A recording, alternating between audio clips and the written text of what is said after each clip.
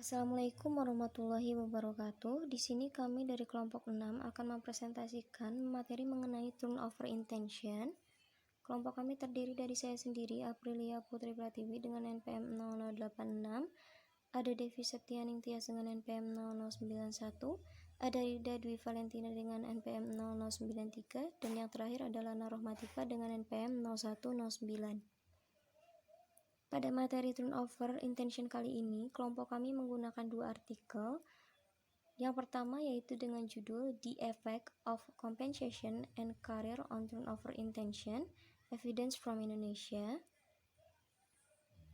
Jadi artikel ini merupakan Journal of Asian Finance, Economic and Business, volume 8, nomor 1, halaman 471 sampai 478.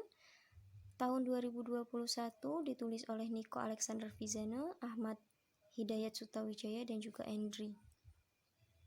Tujuan dari penelitian ini adalah untuk menguji apakah variabel kompensasi, karir, dan kepuasan kerja berdampak pada niat berpindah atau turnover intention di antara manajer menengah di industri manufaktur dan jasa Indonesia. Selanjutnya ada subjek penelitian. Responden sebagai sampel penelitian dikelompokkan menjadi manajer menengah dari dua industri, yaitu manufaktur dan juga layanan. Sebanyak 215 kuesioner dikembalikan dari manajer menengah.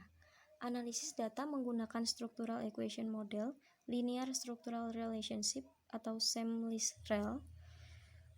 Structural Equation Model itu merupakan alat statistik yang dipergunakan untuk menyelesaikan model bertingkat secara serempak yang tidak dapat diselesaikan oleh regresi linear. Nah, Structural Equation Model ini juga dapat dipergunakan untuk menyelesaikan model persamaan dengan variabel terikat lebih dari satu. Sedangkan Linear Structural Relationship ini merupakan suatu program yang dirancang untuk menganalisis model hubungan kausal atau sebab akibat dalam penelitian non-eksperimen. Selanjutnya yaitu turnover intention itu mengacu pada perilaku seseorang untuk meninggalkan perusahaan. Nah, ada beberapa pendapat ahli mengenai turnover intention ini pada karyawan. Yang pertama ada pendapat menurut Jackson pada tahun 2011, ini menyarankan pergantian sebagai proses di mana karyawan meninggalkan organisasi dan posisi pekerjaan harus digantikan orang lain. Beda halnya dengan pendapat oleh Ong dan juga Koh pada tahun 2018 yang menyatakan bahwa mengingat tingginya biaya yang dikeluarkan, organisasi fokus pada mempertahankan karyawan berbakat dan juga mengurangi omset. Sedangkan menurut Bambakas dan juga Kulik pada tahun 2013 menyatakan bahwa jika ada pergantian karyawan maka akan mengganggu aktivitas perusahaan, terutama jika karyawan dengan kinerja yang baik keluar dari perusahaan, sedangkan perusahaan masih mengandalkan mereka. Lalu kita next ke faktor yang mempengaruhi karyawan melakukan turnover intention yang dikemukakan oleh Lee pada tahun 2017. Nah, ada beberapa faktor. Yang pertama itu ada karakteristik individu seperti jenis kelamin, usia pekerja, dan namanya bekerja. Kalau dari segi jenis kelamin ini mempengaruhi keputusan individu untuk memilih suatu pekerjaan. Hal ini itu menggambarkan adanya kesesuaian ya antara individu dengan pekerjaannya dan organisasi. Sedangkan kalau dilihat dari usia pekerja, nah jadi pada umur kurang dari 35 tahun itu termasuk dalam usia produktif, yang mana selalu penuh ide-ide bekerja melalui aktualisasi diri dan senang dengan inovasi. Nah, pada usia 26-35 tahun itu merupakan masa dewasa awal yang merupakan tahap penentu bagi seseorang itu untuk memilih bidang pekerjaan yang sesuai dengan karir. Nah, lalu kalau misalnya dilihat dari lamanya bekerja, memang masa bekerja itu kalau misalnya masa bekerjanya lama, umumnya itu cenderung mengarah terhadap pengalaman kerja yang banyak, dedikasi pengetahuannya, dan juga loyalitas terhadap perusahaan. Nah, hal ini itu bisa menggambarkan semakin lama seseorang berada dalam pekerjaan, maka semakin kecil juga kemungkinannya seseorang ini atau karyawan ini untuk mengundurkan diri dari perusahaannya. Nah, lalu yang kedua ada kategori praktik manajerial di perusahaan seperti keterlibatan kerja, lalu prestasi kerja dan gaji, dan kebijakan perusahaan. Lalu yang ketiga ada kategori kepuasan kerja dengan determinan yang berbeda seperti jenis pekerjaan itu sendiri, kompensasi dan juga tunjangan lainnya. Dan yang terakhir ada kompabilitas kepada organisasi yang terkait dengan tujuan dan nilai perusahaan. Lalu ada teori. Nah, teori yang digunakan itu ada teori kompensasi. Ini menurut Dassler pada tahun 1997 yang menyatakan bahwa kompensasi itu adalah salah satu bentuk pembayaran atau kompensasi yang diberikan kepada karyawan karena karyawan tersebut dipekerjakan oleh organisasi yang meliputi dimensi kompensasi finansial dan juga kompensasi non-finansial. Yang disebut dengan kompensasi finansial itu merupakan kompensasi berupa uang yang diberikan kepada karyawan atas balas jasa yang sudah dikerjakan. Contohnya seperti upah atau insentif, lalu komisi dan juga bonus atau lain sebagainya. Ada juga kompensasi non-finansial. Yang dimaksud dengan kompensasi non-finansial itu merupakan segala sesuatu imbalan yang diberikan kepada karyawan atas balas jasa selain uang, yaitu contohnya seperti lingkungan kerja dan pekerjaan itu sendiri, lalu ada tunjangan kesehatan, hiburan, dan juga semua yang diberikan tetapi bentuknya bukan uang. Lalu ada juga teori yang mengemukakan bahwa karir adalah serangkaian posisi yang terkait dengan pekerjaan yang ditepati oleh seseorang sepanjang hidupnya, itu oleh Matis dan kawan-kawan pada tahun 2006. Next ke hipotesis. Jadi penelitian ini mengembangkan model dan juga kerangka hipotesis seperti yang pertama ada H1 atau hipotesis 1, kompensasi itu berpengaruh positif terhadap kepuasan kerja. Hipotesis 2-nya yaitu karir berpengaruh positif terhadap kepuasan kerja. Hipotesis 3 yaitu kompensasi berpengaruh positif pada niat berpindah atau turnover intention. Lalu hipotesis 4 itu karir berhubungan positif dengan turnover intention. Dan hipotesis 5 itu kepuasan kerja berhubungan positif dengan turnover intention. Lalu kita next ke metode penelitian. Nah, jadi penelitian ini dilakukan dengan pendekatan kuantitatif kepada manajer menengah dengan minimal 1 tahun bekerja di lembaga jasa atau manufaktur di Indonesia. Penelitian ini juga menggunakan metode survei yang dilakukan oleh mendistribusikan 215 kuesioner kepada pekerja tingkat manajer di perusahaan Indonesia. Metode survei sendiri merupakan penelitian yang sumber data dan informasi utamanya itu diperoleh dari responden sebagai sampel penelitian dengan menggunakan kuesioner sebagai instrumen pengumpulan datanya. Nah, lalu setiap item dalam kuesioner itu nanti diukur dengan skala Likert itu 1-7. Lalu metode yang digunakan juga ada metode survei deskriptif dan juga metode survei explanatory. Untuk metode deskriptif itu merupakan metode yang dilakukan untuk melakukan pengukuran terhadap fenomena sosial tertentu, kemudian dijelaskan secara deskriptif, sedangkan metode survei explanatory atau penjelasan itu metode yang lebih menekankan pada pencarian hubungan kausalitas atau sebab akibat antara variabel yang diteliti. Nah, lalu jenis investigasi dalam penelitian ini adalah kausalitas atau sebab akibat. Selanjutnya akan dilanjutkan oleh rekan saya, Devi Septianing Tias.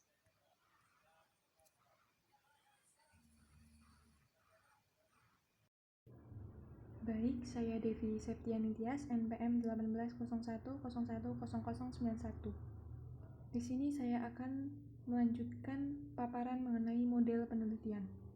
Nah, model penelitian pada jurnal ini diuji dengan SAM dan sampelnya berkisar dari 150 sampai 400. Dalam penelitian ini, 215 tanggapan yang valid digunakan sebagai sampel, sehingga dianggap cukup. Seperti yang kita lihat, model penelitian ini, yakni kompensasi atau H1 sebagai variabel bebas, karir atau H2 sebagai variabel bebas, kepuasan kerja atau eta 1 sebagai variabel antara, dan intensitas turnover atau eta 2 sebagai variabel terikat. Kemudian pada hasil dan pembahasan. Nah, pengukuran itu semua landasan diukur pada skala Likert. 7 poin mulai dari 1, yakni sangat tidak setuju, sampai 7, yakni sangat setuju. Tabel 1 ini menunjukkan bahwa ada 5 ukuran yang sesuai dengan model hibrid atau SEM penuh yang memiliki konsistensi dari model pengukuran indeks kesesuaian yang baik, yaitu GFI, RMSEA, NNFI, IFI, dan CFI. Sedangkan 3 ukuran model hibrida konsistensi atau SEM penuh memiliki pengukuran indeks kecocokan marginal, yaitu AGFI, NFI, dan RFI. Kemudian pada tabel 2 ini, bisa kita lihat bahwa hasil dari pengukuran analisis diperoleh dari setiap variabel yang diuji ditunjukkan pada tabel 2. Validitas variabel baik karena semua subvariabel memiliki faktor pembebanan standar, yakni lebih dari sama dengan 0,5 dan nilai T lebih dari sama dengan 1,96 pada alpha sama dengan 0,05. Kemudian variabel eksogen laten maupun variabel endogen memiliki reliabilitas yang baik, yang ditunjukkan oleh semua variabel reliabilitas konstruk mempunyai nilai lebih dari 0,70, CR lebih dari sama dengan 0,70, dan nilai ekstrak variansi yang lebih besar dari 0,50 atau FE lebih dari sama dengan 0,50. Kemudian pada hasil tabel yang ketiga ini, itu ada beberapa hasil. Yang pertama ada kompensasi terhadap kepuasan kerja. Nah, diketahui ada hubungan positif yang signifikan antara kompensasi dan kompensasi yang baik akan menyebabkan peningkatan kepuasan kerja karyawan. Sedangkan kompensasi yang buruk akan menyebabkan penurunan karyawan dan kepuasan kerja. Yang kedua, karir terhadap kepuasan kerja, yakni menegaskan bahwa hubungan antar karyawan, motivasi, dan kinerja karyawan secara signifikan positif, yang artinya motivasi kerja karyawan dapat meramal kinerja karyawan. Dengan kata lain, motivasi tinggi akan meningkatkan kinerja karyawan. Sebaliknya, jika rendah, motivasinya rendah, karyawan akan kinerjanya akan menurun. Kemudian ada juga kompensasi terhadap turnover intention. Kompensasi berpengaruh signifikan negatif terhadap turnover intention. Kompensasi karyawan bisa termasuk berbagai jenis penghargaan manfaat seperti gaji, pembayaran insentif, dan tunjangan, serta layanan lainnya yang memicu tingkat motivasi. Kemudian, karir terhadap turnover intention. Nah, di sini perhatian karir adalah faktor di mana manajer menengah melaporkan ketidakpuasan yang pada akhirnya meningkatkan intensi turnover manager. Yang terakhir ada kepuasan kerja terhadap turnover intention. Nah, hasil penelitian menunjukkan bahwa terdapat hubungan negatif yang signifikan antara kepuasan kerja karyawan dengan turnover intention. Jadi, dapat kita simpulkan bahwa kompensasi berpengaruh pada niat manajer menengah untuk pergi atau keluar pada pekerjaannya. Artinya, kompensasi yang baik dapat meningkatkan motivasi karyawan dan membuat mereka bertahan. Salah satu tujuan utama dari penelitian ini adalah untuk menguji pengaruh perhatian karir terhadap turnover intention, dan temuan tersebut mengkonfirmasi bahwa variabel ini memiliki pengaruh positif yang signifikan terhadap turnover intention. Kemudian kita beralih ke jurnal yang kedua, yakni ada faktor affecting turnover among workers in franchise restaurant. Nah, jurnal ini yakni Southeast Asia Journal of Contemporary Business. Volumenya 21 ISSN 2289 sampai 1560. Jurnal ini diterbitkan tahun 2020. Penulis Muhammad Sultan, Yuda B. Abadi, Niko Ganasa Putra, Eko Tama Putra Saratian, Herevan Arif, dan Devi Haryanti. Jurnal ini direview oleh kelompok 6, yakni kelompok kami, pada tanggal 8 Mei 2021. Nah, sedangkan tujuan dari penelitian ini bertujuan untuk mengetahui pengaruh efikasi diri, stres kerja, burnout terhadap intensi turnover franchise restoran. Sekian presentasi dari saya, selanjutnya akan dijelaskan oleh Rida. Baik, sebelumnya perkenalkan terlebih dahulu. Saya Rida Dwi Valentina, NPM 1801010093. Yang selanjutnya ada objek dan juga subjek penelitian. Untuk objek penelitian sendiri, ini dilakukan pada waiters yang bekerja di franchise restoran. Kemudian untuk subjeknya yaitu populasinya sebesar 241 karyawan tetap, dan juga penelitian ini dilakukan pada 150 responden dengan menggunakan pendekatan deskriptif kuantitatif. Berdasarkan penelitian ini, dikarenakan populasinya lebih besar daripada 100 responden, maka penulis menggunakan rumus Slovin untuk mengukur caranya banyaknya jumlah sampel yang diambil dari total populasi. Kemudian yang selanjutnya ini ada manfaat penelitian, yaitu hasil penelitian ini diharapkan mampu memberikan kontribusi untuk memperluas wawasan atau kajian penelitian dan juga sebagai landasan dan studi banding serta referensi bagi peneliti sejenis. Hasil studi ini dapat menjadi bahan pertimbangan untuk ditentukan oleh kantor kebijakan yang akan diambil dalam menghadapi pengaruh efikasi diri, stres kerja, dan burnout terhadap turnover intention waralaba restoran di Jakarta Barat. Kemudian yang selanjutnya ada tinjauan literatur atau tinjauan pustaka. Yang pertama ada turnover intention. Menurut Sukwandi dan Meliana 2014, turnover intention adalah proses keluarnya karyawan dari organisasi dan harus dilakukan segera atau diganti. Turnover intention ini merupakan tingkat atau intensitas keinginan keluar dari perusahaan. Banyak alasan yang menjadi penyebabnya turnover ini, termasuk keinginan untuk mendapatkan pekerjaan yang baik, kemudian ada masalah keluarga atau masalah pekerjaan, masalah dengan teman sejawat, dan sebagainya. Kemudian menurut Nikmah, Wulan, dan Saputro tahun 2018, turnover intention ini adalah suatu keinginan atau niat karyawan untuk pindah kerja yang ditandai dengan meningkatnya ketidakhadiran, malas bekerja, atau meningkatnya keberanian untuk melanggar suatu aturan kerja, keberanian untuk menentang atau protes kepada atasan, atau juga keseriusan untuk menyelesaikan tanggung jawab. Itu sangat berbeda dari biasanya. Kemudian yang selanjutnya ini ada indikator-indikator turnover menurut Sukamto tahun 2014, yaitu ada karyawan berpikir untuk meninggalkan perusahaan, kemudian karyawan akan berusaha mencari pekerjaan di perusahaan lain, kemudian yang ketiga ada karyawan berusaha keluar dari perusahaan, yang keempat ini ada karyawan berusaha keluar dari perusahaan dalam waktu yang dekat, dan yang kelima ini adalah karyawan berusaha keluar dari perusahaan bila ada kesempatan yang lebih menarik. Kemudian yang kedua ada efikasi diri, yaitu didefinisikan sebagai keyakinan manusia pada kemampuan mereka untuk mempraktikkan sejumlah ukuran kontrol atau fungsi diri mereka dan juga peristiwa di lingkungan mereka. Dan mereka juga percaya bahwa efikasi diri ini adalah suatu dasar dari agen manusia. Ini menurut Sebayang dan juga Sembiring pada tahun 2017. Kemudian ada menurut Gis dalam Camariah tahun 2015, self-efficacy atau efikasi diri ini adalah suatu keyakinan tentang kemampuan seseorang untuk menggerakkan motivasi, sumber dari kesadaran, dan juga serangkaian tindakan yang diperlukan untuk menghadapi situasi yang menuntut.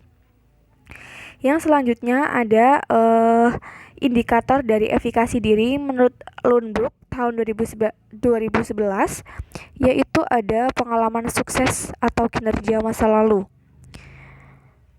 Beberapa hal yang dijadikan indikator pada dimensi ini yaitu sebuah tugas yang menantang, mendukung kepemimpinan, dan sebagainya.